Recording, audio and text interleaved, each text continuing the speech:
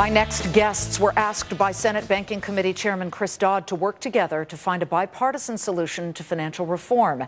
Now that Senator Dodd's pitched his own bill, do they think it can be called bipartisan, and what do they see ahead on the road to financial reform? Will we all have to put on our backs again? Another bailout one day if it happens again for the big financials. Joining me now in a Fox Business exclusive joint interview are Republican Senator Bob Corker of Tennessee and Democratic Senator Mark Warner of Virginia. Welcome to you both. Thanks for being here. Thanks, Liz. Well, Senator Corker, I'll begin with you. Banking Committee Chairman Dodd unveiled his financial reform bill yesterday, as you know, and in a statement, you said there are policies within the bill that you cannot support. What are those policies, and why can't you support them? Well, look, we're up to about 75 amendments now that are constructive amendments to get it in a place we'd like to be. But the reason that Mark and I are here together, Senator Warner, is that there are sections of the bill that we spent probably 3 or 4 months on to get right. And I think one of those is orderly liquidation. The other is systemic risk counsel. There still are some technical changes that we both are working on, but we do know that those two pieces of the bill were done in a bipartisan way, and I'm glad to be able to work with Mark Warner to make that happen. Senator Warner, let's talk about orderly liquidation. And I believe Senator Corker and you, Senator Warner, had said, you know what, that's what we need to call it. Because we need to let the big financials know that, guess what, you will be liquidated if you run into trouble through bad risks you took. But do you not feel that there is anything in this bill, the Dodd bill, that really contains that idea? Well, actually, I think in the question of orderly resolution, trying to make sure that resolution would never be chosen by any rational management team, you know, Senator Corker and I think we threaded the needle fairly well. And let me tell you, this bill's in a lot better position because Bob Corker took the time and effort to work with me and also work with Chris Dodd, I think, to make this much more of a centrist bill. There's still areas where we need to make more improvements. I agree with Senator Corker on that. But what we've done is we've put in place requirements for large systemic firms, systemically potentially risky firms, to have higher capital requirements, to have convertible debt, to have actually a plan in place that would show how they could go through resolution.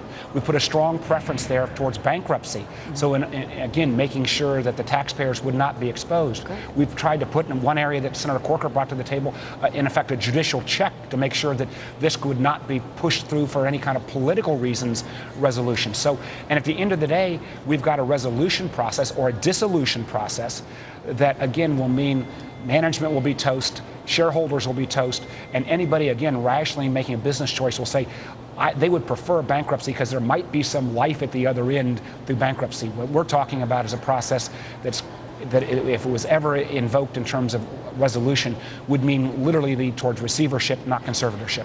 Senator Corker, you two are working together. I love to see this two-shot of both of you because this is what I think Americans truly do want to see is bipartisanship.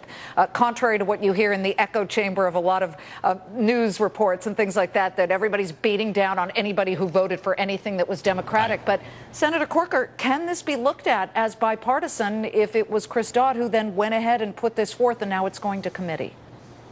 Well, look, I think it was a simple issue of math. He was beginning to lose some Democrats on the committee with the negotiations that we were having. I think he felt under the gun. And so, look, Mark and I have had bipartisan meetings for a year, literally, bringing in people to look at this.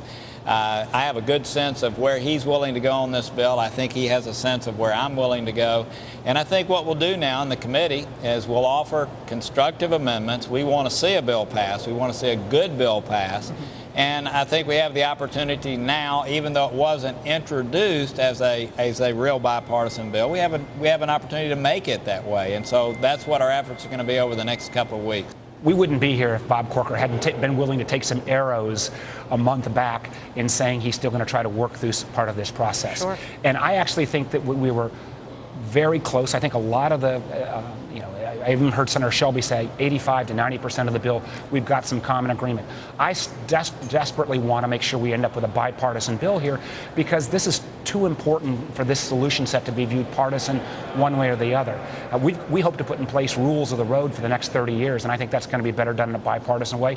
And frankly, there'll probably be a number of amendments that Senator Corker will put through that I'll support, and that's kind of how the process works. We've now got a workable item to work through the process. You were both successful businessmen in your pre-Congress days. That's why we like you here. You understand capitalism on both sides of the aisle.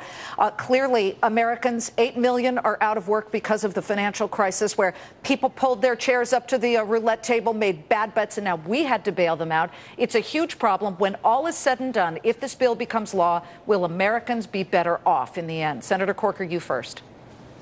Very much, I think so. There are still things we need to do, and we're going to be offering amendments. Mark and I, or Senator Warner and I, have been talking about numbers of things that we think need to be added to the bill to make that the case. But I think both of our goal is to ensure that when the bill passes, if it passes, what you just said, what you just asked is yes.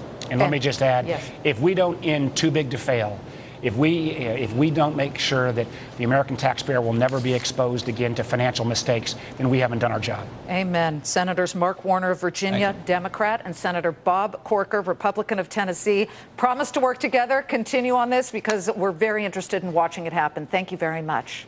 Thank you.